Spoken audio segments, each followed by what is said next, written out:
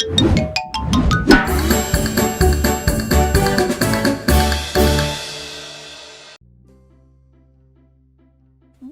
смотри! Проша, классный телефон. Хочу такой же. Мне кажется, тебе пора начать копить, как сказали мама и папа. Только я не знаю, как... Пойдем спросим у родителей. Пошли! Папа, мама, у нас к вам очень важный вопрос. Очень важный вопрос? Мы вас внимательно слушаем.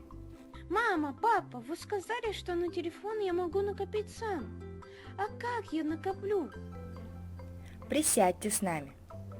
Эта книга поможет накопить на свой телефон, Проша. Тебе нужно начать копить из карманных денег. Карманные деньги? Что это? Карманные деньги – это деньги, которые ты можешь использовать так, как считаешь нужным. Карманные деньги еще называют карманная зарплата. Карманная зарплата? Здорово! Но кто эту карманную зарплату будет нам давать?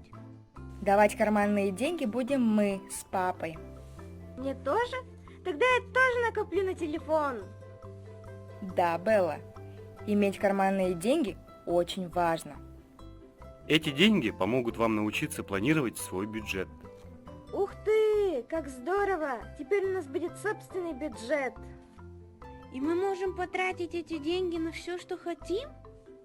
Да, но следует следить за своими расходами. Это как? Это очень просто.